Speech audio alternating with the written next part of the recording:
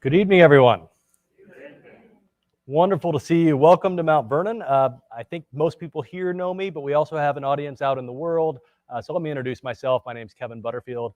I'm the Executive Director of the Fred W. Smith National Library for the Study of George Washington here at Mount Vernon. And I'm delighted to have you all here and you all out in the remote audience for our monthly Ford Evening Book Talk. And we have one scheduled that's just around the corner, although it's after the holidays and after the new year, so it will seem far away. But on January 12th, we are going to have an author of a new book on the War of Jenkins' Ear, the most memorably named of all the wars. And the work by Craig Chapman entitled Disaster on the Spanish Main, the tragic British-American expedition to the West Indies during the War of Jenkins' Ear, might seem like an awkward fit for a Mount Vernon book talk.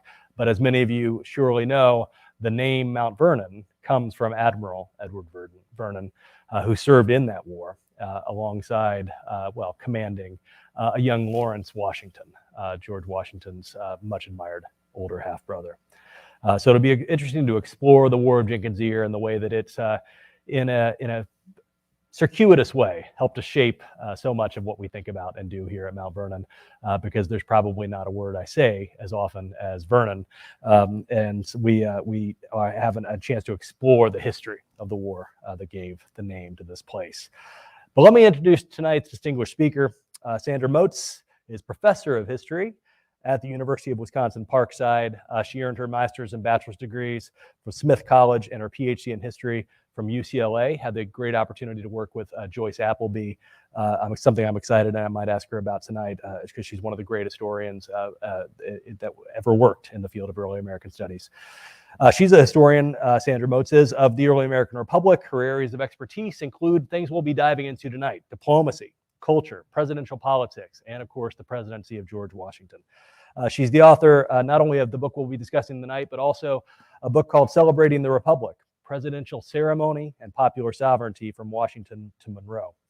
She was, and this is the most interesting and exciting thing I could say about anyone, a member of the inaugural class of fellows at the Washington Library. Right when the program started, she was a member of that initial inaugural class of research fellows in 2013-14. And she was able to dive into her work then, much of it culminating in work that we'll be able to discuss tonight. Please join me in welcoming Sandra Moats to discuss her new book, Navigating Neutrality.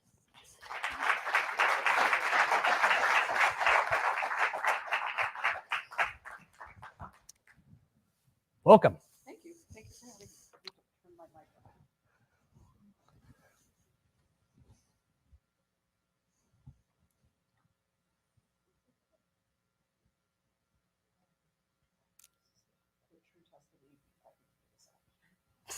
All right. Can you hear me? I think so. Okay. Well, wonderful. there Yeah, you now go. I can hear you just fine. There you All go. right, wonderful. Okay. Okay, I did not, in introducing you, give the subtitle of the book, but let me tell people what this is now: Early American Governance in the Turbulent Atlantic. So we're going to be talking about the early history of the United States, but let's start with the Turbulent Atlantic. Okay. What is, when you talk about the Turbulent Atlantic in this period, the late 18th century, what kinds of things are we talking about? What are the challenges? What are the concerns in the Atlantic world that are can help us set the stage for tonight?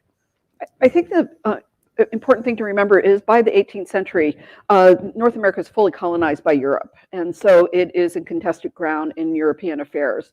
And that means the Atlantic is also going to be a contested ground because this is how people and supplies and goods and services move back and forth. It also becomes a place for warfare.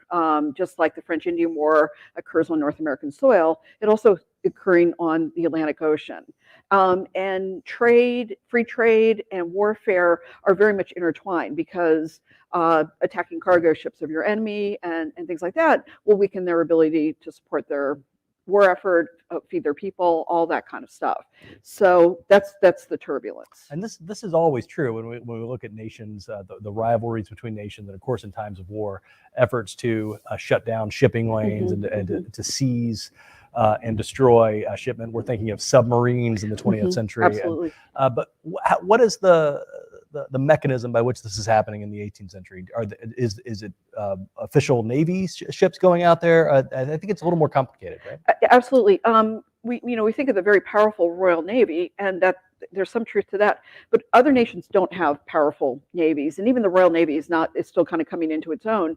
So what nations will do is they will grant letters of marque, and they will authorize private merchant ships to serve as privateers. And so essentially you take a ship that normally would have 5 or 6 crew members, and again, this is the age of sail. So these are 2 privateers going at each other, so they need to maneuver with wind power and sails. And you entice them with money and offers and bounties and a share of whatever they capture, and they will re-outfit their ships as privateers and essentially turn them into warships. Mm-hmm. So you'll put gun turrets, you'll put portholes, so you can have cannons. Your 5 or 6 crew members now will be 100 crew members, because you need to keep the ship afloat, but you also need to have a fighting force. And so essentially you're militarizing a merchant navy. And because it becomes difficult to trade freely in wartime, a lot of ship captains say, well, this is a way to stay in business. This is a way of staying afloat, and it's lucrative. And so the problem is, of course, these folks aren't working for their home country. They're working for whoever's paying them the most to be a privateer. So I mentioned in introducing tonight's event, the next month we'll be talking about the War of Jenkins' Ear. It gives us an opportunity to look at the long-standing conflicts of the 18th century. Essentially, Great Britain and France are at war as often as they're not. Can you help kind of set the stage for where we'll be coming in tonight, which will take us into the 1780s, 90s? Yeah, so those are the 2 principal rivals in Europe. Spain, of course, is the early powerhouse into the Americas, and then they just kind of run out of steam. Whereas it becomes France and Britain, and just going over and over and over different wars and experiences. What also happens is colonial Americans, because there's so much warfare between Britain and France, the British government realized we have all these maritime citizens in the colonies. We can enlist them and put them to use as our navy, to harass the French, to help us in our war effort. So when the Neutrality Proclamation comes around in 1793, you have an American citizenry who are very experienced with privateering. Essentially, they've been apprenticed by the British government in the 18th century in just these series of wars. And if you ever want to give yourself a headache, there's the War of Spanish Succession, the War of Jenkins' Ear, the War of Austrian Succession. It's just one after another after another. And really, the granddaddy of them all would be the French Indian War. And then, of course, our own revolution, where, again, France and Britain show up to participate. So you mentioned the Neutrality Proclamation. I'm trying not to jump that far ahead, but this is still very helpful. We've introduced the idea of privateering. We've introduced the nations at war so often in the Atlantic. There is another concept I want to explore with you, and you've mentioned it a couple of times. We've talked about trade, but let's talk about free trade and the ideas behind it. There's actually, if you look on George Washington's bookshelves, you'll see books by Vattel, you'll see books by Grotius, and these are deeply complicated, kind of philosophical explorations of the law of nations and whatnot. Give us an introduction. Don't lose us in the details, but give us an introduction to this idea of free trade and the laws of nations in the 18th century. So as Kevin points out, the kind of the counterbalance to privateering, so trading as a wartime activity, trading as an act of aggression, all of that, free trade is something imagined by Enlightenment scholars that trade can actually be a positive good, and that it can build friendly, peaceful relationships, that nations can grow their economies, not by attacking each other's ships, but by actually engaging in commerce. It also envisions this idea that smaller nations that aren't constantly at war can be friends with warring nations. So a smaller country like Russia or Denmark can trade freely with Britain and France while those 2 are warring, and their ships should be free to trade. It doesn't matter their nationality or their cargo. They should just have the right of freedom on the seas. So what you have is this tension between privateering and free trade, kind of literally fighting it out in this period.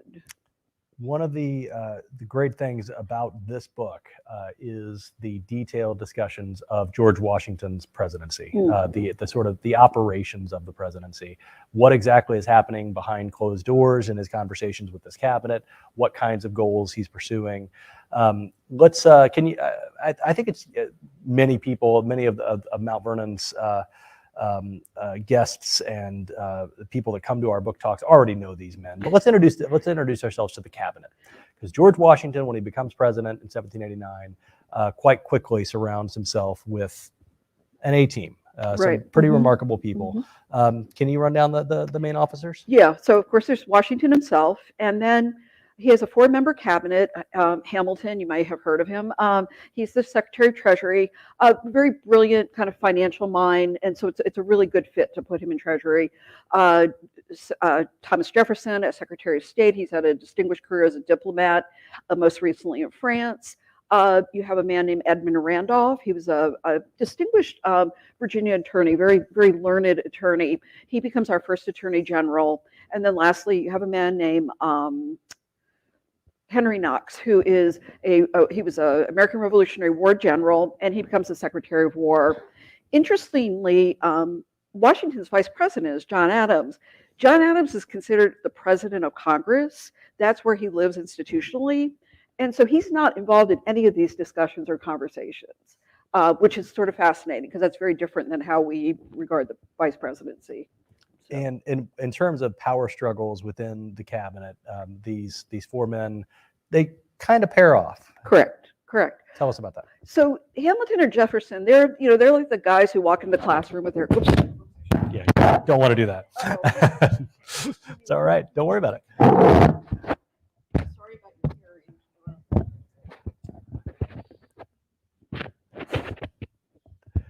We're all on the same team here. This is okay. Yeah.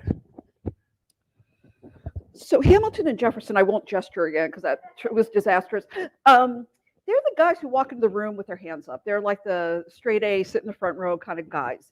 So every time, and they've positioned themselves as arch rivals because they both, I think, out of ego, but also they see the world very differently and the Constitution very differently. So they position themselves as opponents. And so Knox basically follows what Hamilton does. He feels more of an affinity with Hamilton. They're both Revolutionary War veterans. There's just more of they just get along. Randolph, who's also a Virginia lawyer like Jefferson, they tend to pair off together, although not quite as loyally as as Jefferson would like. He kind of complains about Randolph from time to time. But so that's what you end up happening. And I think this balance between Hamilton and Jefferson, it's a larger story because obviously both men have followings in the nation, but it has, of course, its germination in the cabinet discussions. There's also in your book, and you're very self-conscious about this, and you want the reader to be aware of this, that it is now increasingly in a number of works, including yours, which is joining some great recent company like Lindsay Chervinsky's work on the cabinet. It's increasingly the case that we see George Washington as being an active guiding force and not being buffeted about by these kind of rivals on the cabinet. How do you see George Washington interacting with these 4 men as president? What does he do? What's the kinds of interactions that they would have, and what led you to the conclusion that George Washington has been underappreciated as, in fact, the guiding force of those conversations? Yeah, that's a great question. So a couple of things are at play here. One, Washington, and this is an insight I got from Doug Bradburn, who is, of course, the president of Mount Vernon, where he said that Washington was someone who experienced both France and Britain on the battlefield, both as enemies and as allies. And so he's got a very different kind of a realpolitik view, if you will, of France and Britain. For him, he sees these ongoing wars as about them and not about the United States. So I think that separates him from Hamilton and Jefferson and makes him very, very much committed to keeping the United States neutral in this latest round of warfare. I think the second thing is Washington really puts the time in. And I think that's not something we appreciate about Washington. We just figure he walks into a room, shows up, he's the great marble man, and then everything happens around him. Because he's so committed to this neutrality policy, and he realizes he's got his hands full with Hamilton and Jefferson, he works with both of the men. Right when they're going to sit down to talk, start formulating the policy, he sends a letter to both of them and says, basically, I need you both to behave yourselves in our cabinet meetings, because he realizes once he has those two, he's got the other two. He also has a query drafted, a questionnaire, and that he uses as their focal point, or to kind of focus the discussion. 13 questions. He did this previously. In my previous book, I talk about, he did a similar questionnaire about ceremony. And the idea is to frame the discussion. And he lets these men go on and on and on in the responses. I think Hamilton's is like 25 pages long, Jefferson's 15. He lets them get all their ideas out of the system with the idea that they're ultimately going to reach a compromise, that he wants all four of them to walk out of that room feeling like they were heard and their ideas were included in the final product.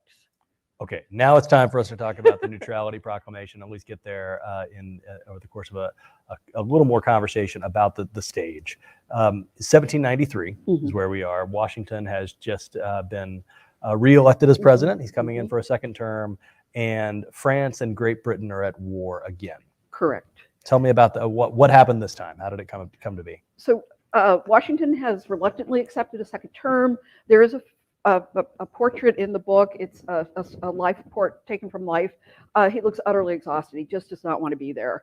Late March, after his inauguration, word reaches the United States that France and Britain are at war again. And this is when Washington says, we've got to sit down. We can't have anyone misunderstanding the United States' position. We've got to kind of preemptively announce we are going to stay out of this, and we are not going to take sides, even though France and Britain are both friends and allies.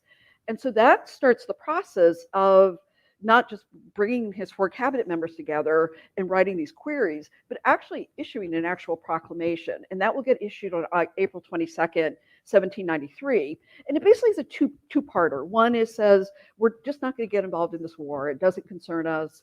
We'll stay friendly with all of you. And then the second provision says, and we warn Americans not to get involved in this conflict, whether on the ocean or on land or whatever. And so that's the two-part piece. It's actually a very short document. You missed one step. Why are Great Britain and France fighting again? France, of course, is going through their revolution. They've obviously just executed Louis XVI, and they decided to declare war on all of monarchy across Europe. And basically, you have a domino effect of France declaring war against Hungary, against Prussia, all these countries, and then the granddaddy of them all is Great Britain. Right. Yeah. And of course, those are our two principal countries. So the revolution's important. The French Revolution, that ethos, that spirit of what's happening, and of course the what's happening to the royal family is an important part of the story for how a lot of Americans are viewing this too, because George Washington, among many others, was a proud ally standing with France. How does that alliance come to play here? This is an alliance that dates back to 1778. It's not terribly old in the grand scheme of things. What is the conversation like in the cabinet on that issue?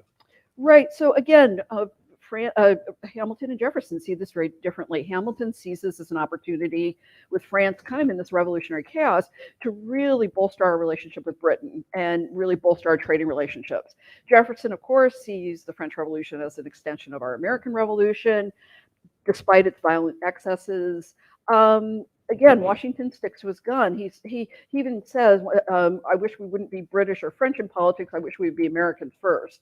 And I think that, to me, is also something that Washington, again, it's one thing to be kind of a shrewd negotiator, but you have to have ideas behind the negotiation, right? And that's his idea. We don't belong in this. We need to put the U.S. first in this warfare.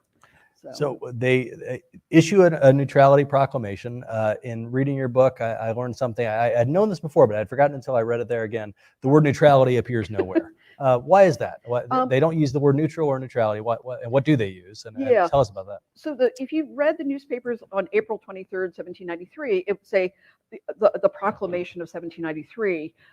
Jefferson feels that calling it a neutrality proclamation sounds too pro-British and too anti-French, and he doesn't want that. So he insists on the word impartial instead, and Washington's like, fine, that's like, Washington is smart enough to realize if I get my statement, that's all I care about. And he gives Jefferson that. And Jefferson, I mean, to Washington's credit, Jefferson walks away from the table feeling like he was heard. And that's pretty remarkable if you consider how tense things are in the cabinet at the time.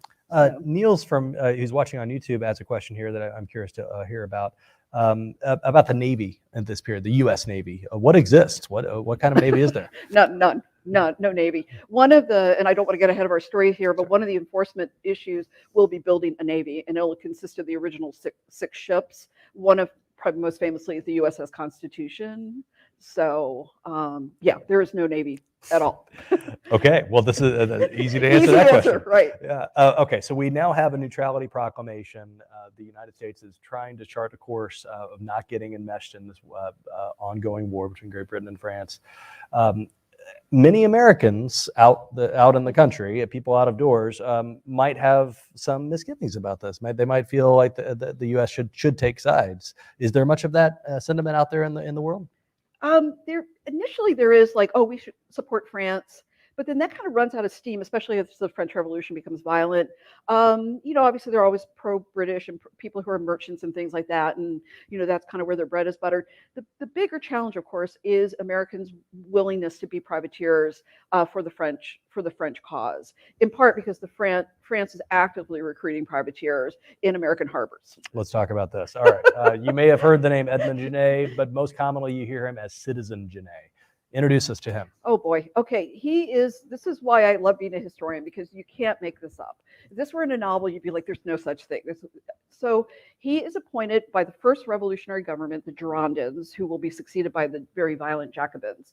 He is just about the worst person you could have put in this situation. He's young, he's kind of inexperienced, he's sent over with unrealistic expectations that the United States will ally and support France in their revolutionary wars. He also shows up in Charleston rather than Philadelphia, the nation's capital, with 300 blank commissions, and immediately starts recruiting Americans to be privateers. So in one fell swoop, he has demonstrated both the need for the neutrality policy and its weaknesses, that they have no way of preventing this from happening. Like I said, the America's maritime community are used to sort of shifting into wartime mode to stay in business, and they immediately scoop up these commissions and go to work for the French government, and raiding capturing British ships, British cargoes, things like that. So essentially, they are getting us involved in the French war effort. And Citizenjanae doesn't stay in Charleston. He even travels around. He travels around. It takes him 5 weeks to get from Charleston to Philadelphia. There's a huge outpouring of support for him because he represents France and its revolution. That's something he also misinterprets. He misinterprets a lot. So needless to say, Washington's really angry because he's been acting as a diplomat for 5 weeks without having presented his credentials. So he's just again, this is why you like history, because you couldn't invent a character like Janae.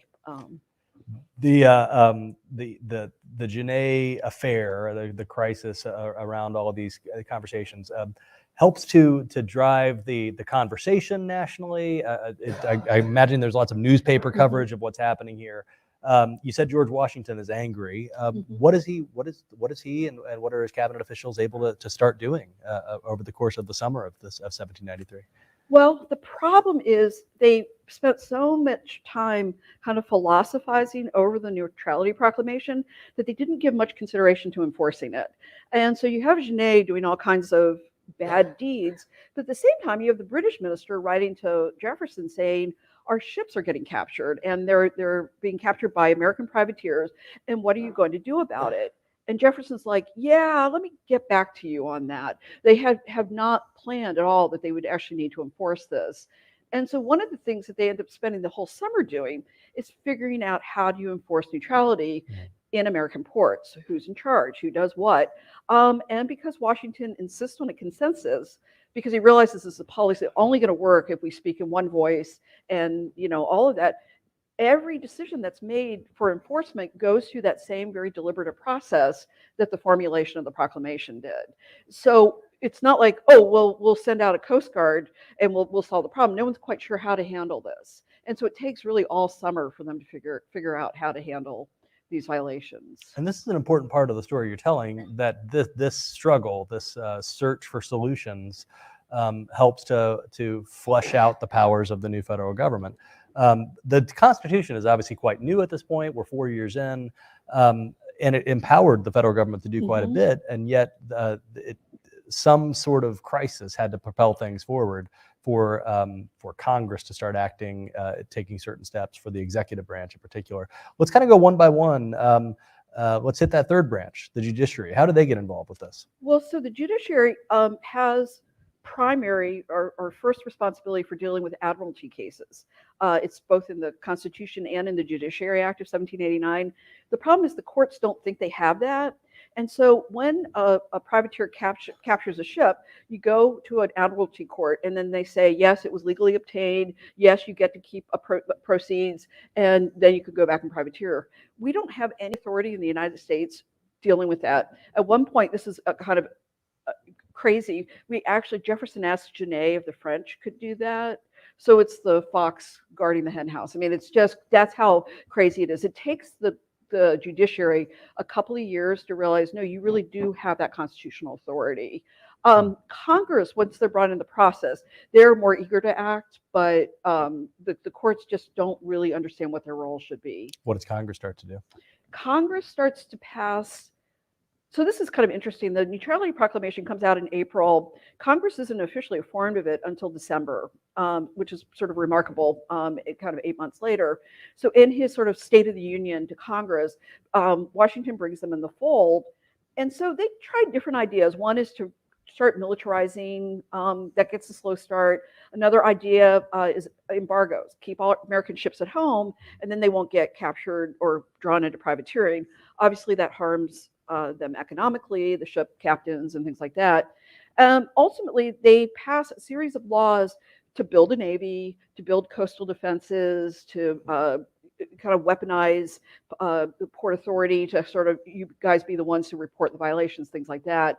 They also take the first Neutrality Proclamation, and there'll be a second one that deals with the West, and they'll actually codify them into law. Because one of the other challenges is the Neutrality Proclamation has no legal standing, and it's hard to argue it in court if it's not actually officially illegal to privateer.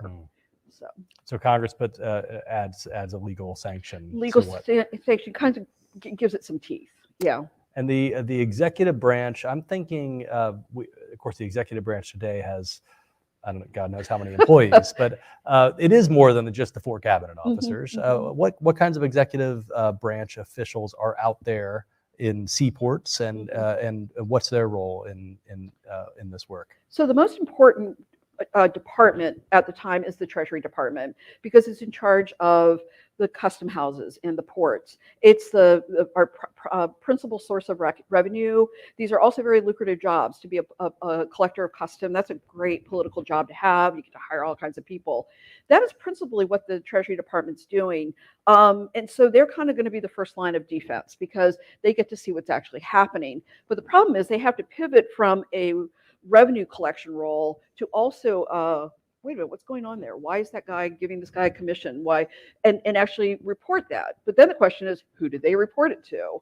And so we do have U.S. attorneys. Believe it or not, the U.S. attorneys report to the Secretary of State, not the Attorney General.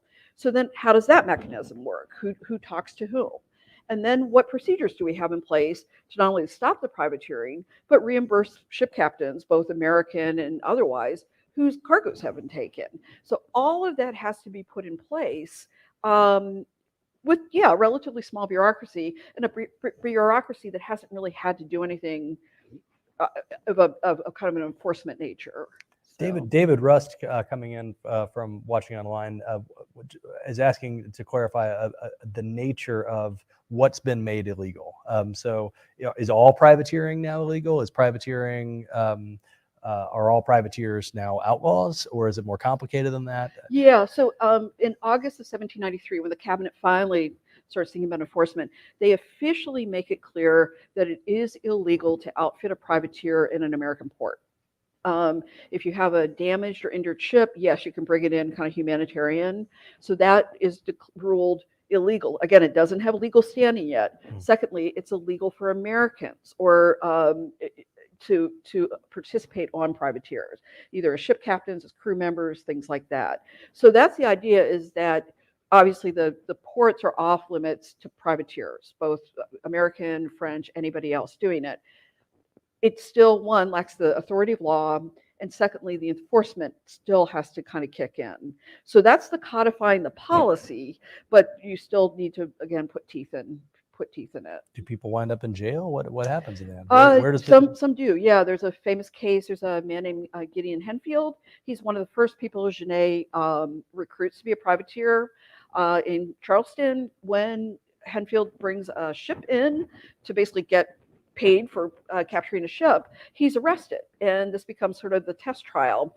The problem is, because neutrality is not illegal, because the Neutrality Proclamation has no legal standing, the jury finds in favor of Henfield. So Henfield and Janae end up intertwined as these folk heroes for people who are pro-French and things like that. A huge setback for Washington and his cabinet, because again, they're always like 2 steps behind this whole thing. And this once again shows them people aren't just saying, oh, okay, we're neutral now, okay, I won't do anything. That you're actively fighting this.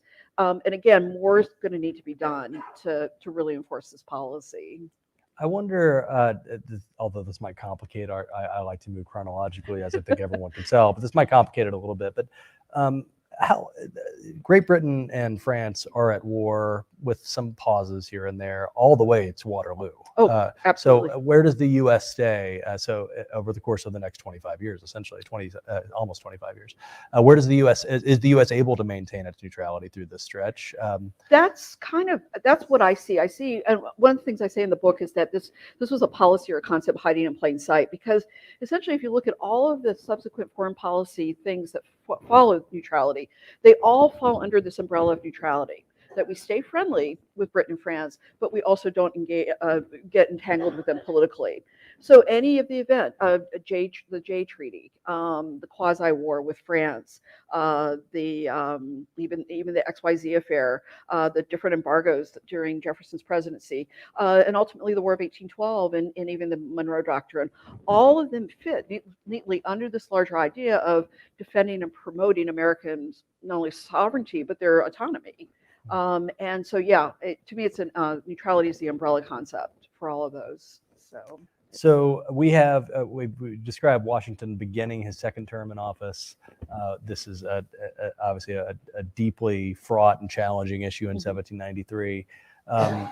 We've met Citizenjanae. I wonder if you could take us up through the end of Washington's presidency and how exactly all this plays out. And of course, it culminates in the most famous farewell that anyone's given, which I think reiterates some of these themes. Absolutely. So take us through the rest of his presidency. So you start getting some success to enforcing neutrality domestically, instead of being completely reactive to another ship got captured, another privateer occurred, whatever. They're finally getting ahead of the story, and they're finally getting policy to say, when does the U.S. have to compensate ships? Well, if you're in American waters. Well, what are American waters? So they start defining things like that. And so once you get rules and regulations, you can start saying, no, that one was captured in the open water of Atlantic.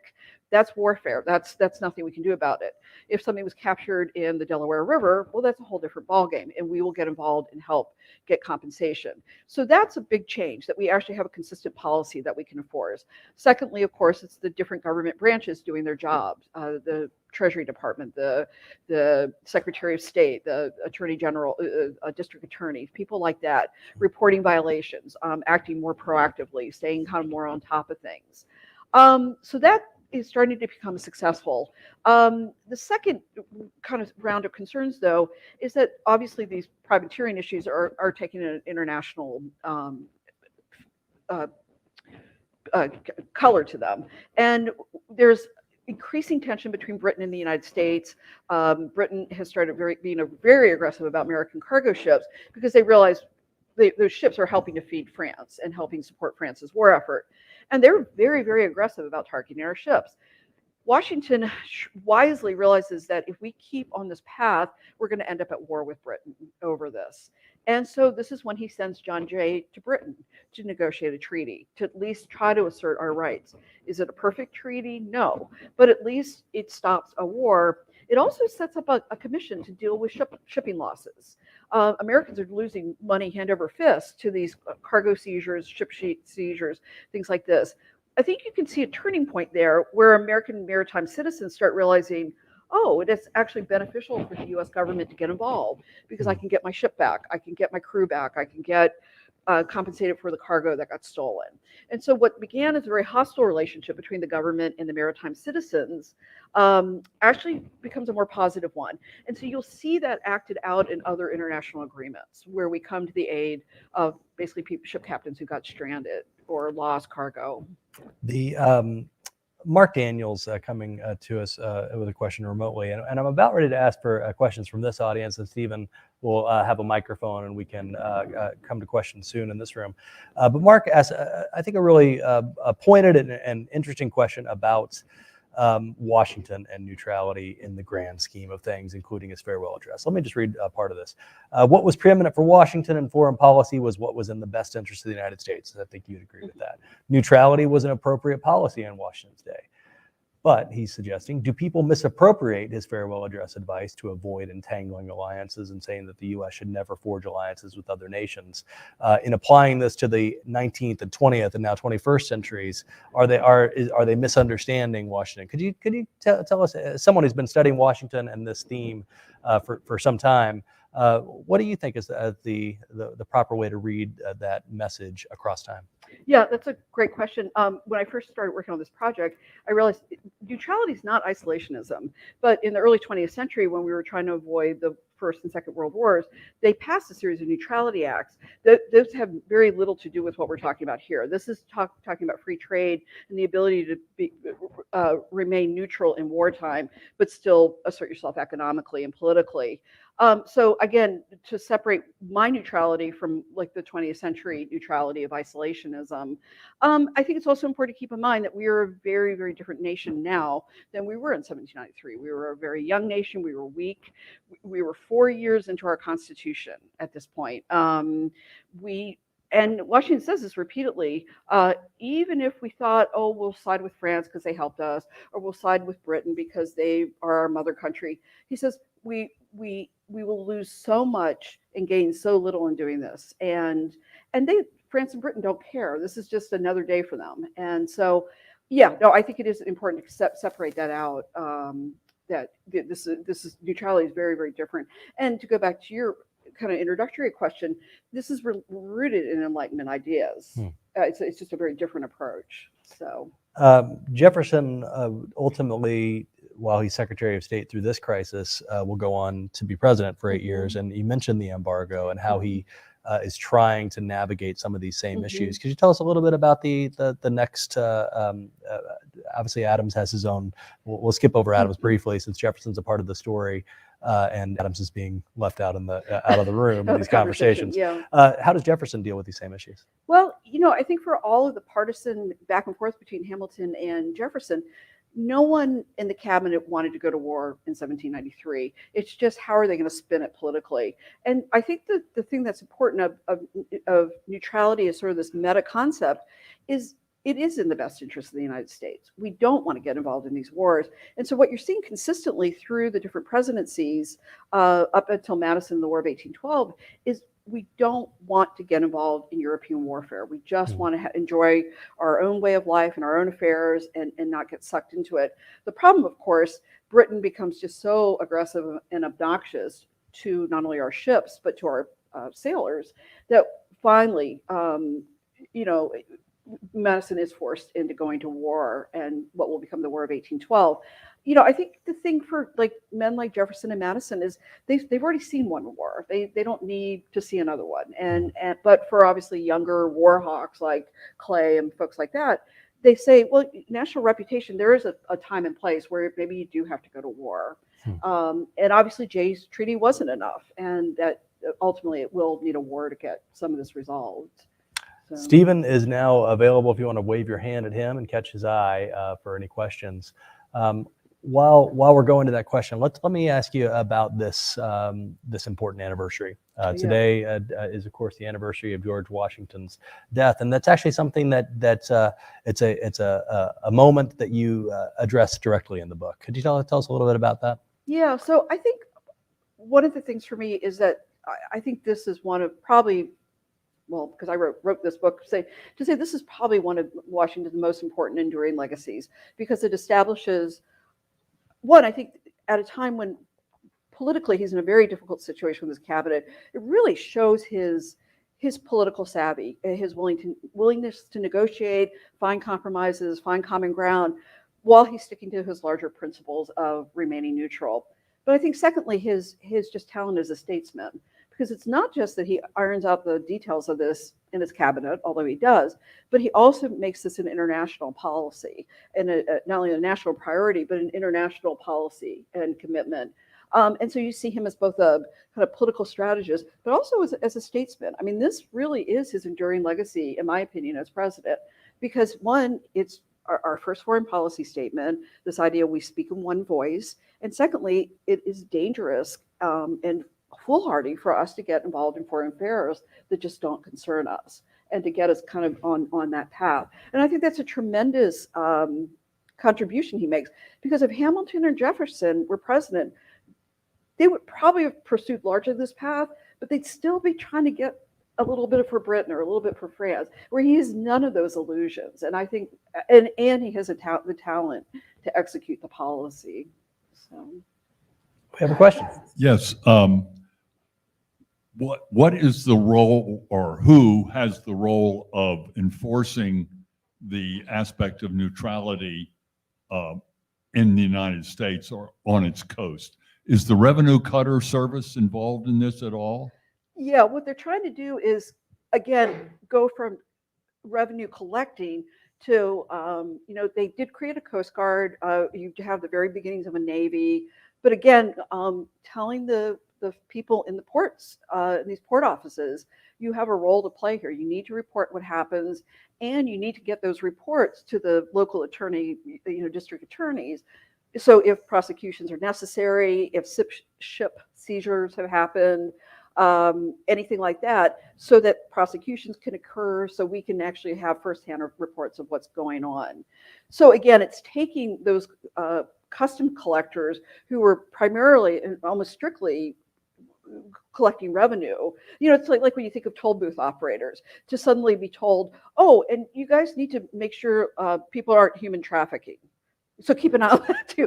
You're telling them to have additional roles, and you're like, oh, I just thought I was collecting tolls. It's like you are, but you're also having to, you need to step up what you're looking out for, because it's occurring right under your nose, and in these American port cities. So. Another question here.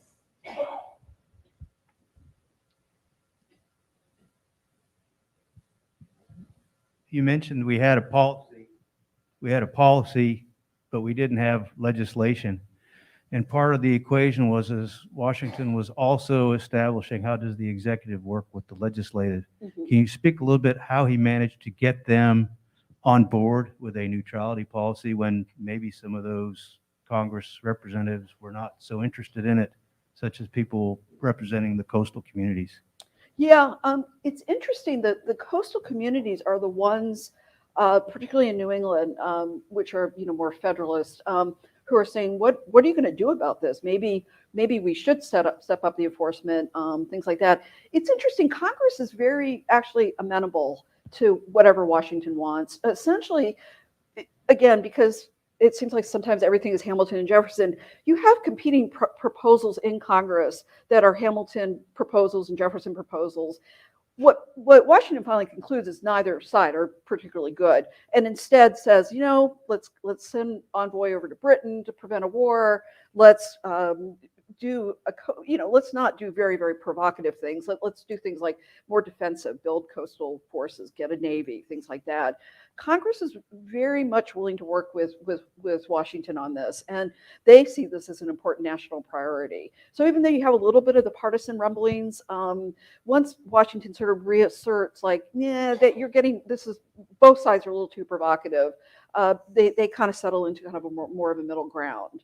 And that's actually when they find they're most productive. And then they go through like kind of a series of things, like building a navy, building coastal defenses, and then codifying both neutrality proclamations. So, you're welcome. I'm curious too on this question of the prohibitions on privateering, the new ways of enforcing it. I have a question coming in from the audience that spurs this, but I'll add to it. He asks about whether the privateers are still able to somehow lease themselves out to the British or the French. And I'm actually, were there any ways that Americans who were particularly entrepreneurial could find a back door out of this and find a way to still do the privateering and profit? Did it happen? Was there a legal way to do it, or was it always outlawed? Yeah, I think the trick is because you the privateer captures its prey or its ship. You somehow have to kind of get it resolved, and then you get paid. If you can figure out a way to do this that doesn't involve going into American ports to do it, you can probably get around it. Going maybe into the Caribbean, maybe a French port city or a British port city to do it. But the problem is this is a pretty dangerous game you're playing, and who's to say those British or French folk aren't going to take advantage of you or rip you off or steal your ship or steal your cargo. And again, one of the things you see at first, the American maritime community are really angry at Washington about this because they're like, you're hurting our livelihood. But then when he's instrumental in sending rescue parties to get these ships back and getting them all sorts of compensation for their shipping losses, they change their tune on it. And they become actually one of the most vocal opponents of Jade Treaty because they say, well, you haven't done enough to uphold neutrality in this. And it's like, you're like, well, wait a minute, I thought you hated this. So yeah, they're absolutely backdoors, but they're not without risk. So, other questions from this audience? There's a big one that I'm excited to have you tell us a little bit about, because you mentioned a story that you can't make up, and that's Citizenjanae's entire story. What happens to him after all this? So this is also an important diplomatic moment for the United States because he'll be the first ambassador we request the recall of. So we send the cabinet. Actually, Jefferson ends up in the unlikely position of drafting this very, very long document. It's a letter to France and basically saying he's unacceptable, he's unprofessional, all this sort of stuff. And we wait for the letter, it goes over. In the meantime, the reign of terror is taken over in France. So they say, yeah, absolutely, we'll recall him, that's great. And you can send him back.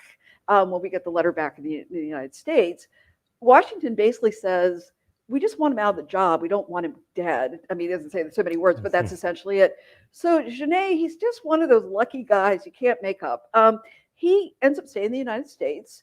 He moves to New York State. He marries the daughter of Governor George Clinton and spends the rest of his life as a kind of a gentleman farmer in New York State.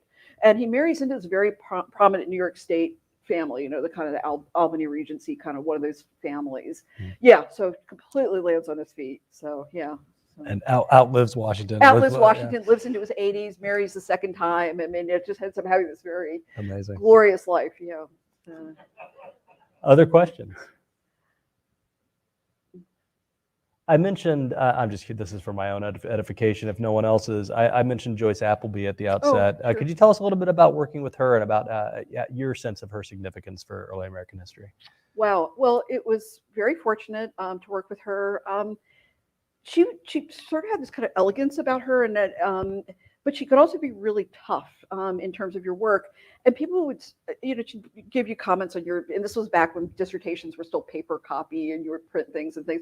And she'd write these just comments, and my friends would be like, how can you handle that? And it's like, well, she's not insulting me. She's just saying this isn't very good and I can do better. And she's saying the writing's worthless, not me. So she had very, very high standards. She was very rigorous. She also always seemed to be right on the cusp of things, and always just some of the anecdotes that she would tell or things like that. I don't know. It just was a really, really great experience working with her. And she was always, and just working with someone who's that bright, but also who really had, I think it was important to her that we present ourselves well, we're hardworking, that the whole package was important. It's not just that you have one good idea, but you're kind of lazy or whatever. She wanted you to be the consummate sort of professional historian, both in terms of quality of the work, but also in how you present yourself and all of that. Did you talk with her about the issue of neutrality at great length? Only briefly. Yeah. Yeah, I was just starting to work on the project. I remember emailing her, and she was pretty funny too, because I sent her. I was just working out some initial ideas, and she said, "Oh, so I guess you want me to comment on your your ideas?" I'm like, "Yeah, kind of, maybe. I don't know." So yeah, so she was always just kind of quick to the chase. Yeah. I remember her also saying, I think a lot of times when you're starting out in academia, you're like, well, if I just make the right contacts, or if I just network a lot. And she always said it's the quality of the work that is what will separate you. And she was, again, absolutely right about that. It's like, write a second book and then see where you land. Don't be going, oh, I'll go to every cocktail party at a conference, or I'll talk to everyone. It's like, that's great, but people are going to judge you on the quality and merit of your work. That's great. I'm So, glad I asked. Yes, we have another question. How did John Adams handle all of this when he became president? That's great. Thank you. yeah, so he inherits, obviously, just because we've said we're neutral doesn't mean all these problems are going to go away. And so he ends up in basically what's known as a quasi-war. It's between French ships and American ships. So it's kind of chapter 2 of neutrality, if you will, of people not respecting our sovereignty and our authority. And so he authorizes these American ships, many of whom are civilians, to really push back against the French ship, and it's French ships. And so it's actually a kind of a high point of Adams's presidency. He's seen as kind of the hero of the story. So again, we keep having these incidences where we push back the European power for the time being, and then they kind of keep coming back at us. Britain is especially bad in that way. France kind of finally dials it down, in part because they're so busy with their own turmoil by early 1800 with Napoleon Bonaparte and all of that. Whereas Britain just seems to be getting stronger and stronger and more aggressive, which is why we have a war against them in 1812, and France is really not an issue. So, thank you. Last chance to catch Stephen's eye as I bring things towards a close. So please wave your hand at Stephen if you have another question. Let me ask you what you're thinking about now. Sort of next project? Yeah, what are you working on? Right now, something that's always fascinated me is the election of 1824. It's the inconclusive election. It's the first one without somebody of the founding generation. And I'm interested in some kind of, it's got a working title, and that's about it. It's called Following the Founders. And the idea is, you're not going to write the Declaration of Independence. You're not going to be the general of the Continental Army. You're not going to be instrumental for the Constitution. How do you show your worthiness to inherit this office? And so that's, and like what cultural tools, and also what stories about both the United States and yourself are you going to invent to demonstrate your worthiness? That's great. Great project. If we have another question. Yes, please. Can you see any connections between neutrality and the formation of an anti-federalist opposition? The formation of an anti-federalist opposition party? Yeah. So what do you see? What do you see in the formation of an opposition party out of the story? I think there's some elements in terms of things that are fueling the opposition to the Federalists. The Whiskey Rebellion would be the much more profound thing. I think once you sort of peel back the privateering and the unhappiness with it, ultimately this is a policy that most Americans can kind of get their heads around, that actually start kind of make sense. The Whiskey Rebellion is sort of is the thing that fuels really the Democratic Republican opposition, because again, it's a bunch of farmers in Western Pennsylvania. They don't want to pay a tax. Washington basically sends like 12,000 troops to put down the rebellion. I mean, and so it sort of confirms everything Jefferson and Madison are saying is wrong with the Federalists. Whereas this policy, it just has I won't call it a neutral policy because that's just would be dumb, but it's got a much more benign aspect. I think people start, once they kind of calm down a little bit, they're like, oh, okay, wait a minute, that does kind of make sense. Whereas the Whiskey Rebellion is very much seen as it is an incredibly dramatic kind of provocative moment. That essentially gives Jefferson exactly, what he wants, and also helps mark the end of the Federalist Party, among many things. So, well, I want to take this opportunity to thank you for coming back to Mount Vernon. But before I bring things to a close, I wonder if you could actually tell us a little bit about your experience in the inaugural class of fellows with the creation of the new library in 2013. You were in that first group of fellows. Tell us a little bit about that, just to take us back in time. Well, obviously, it was a really great experience. I was one of 2 long-term fellows. The other one is sitting right there. Her name is Gwen White. She actually lives in this area, so didn't have to live in DeVos House, whereas I lived in DeVos House for five months or so. Let's just say I was kind of a pioneer at DeVos House. I'll put it that way. But it was a wonderful experience. Walking. I just went for a walk today on the Mount Vernon estate, which is wonderful.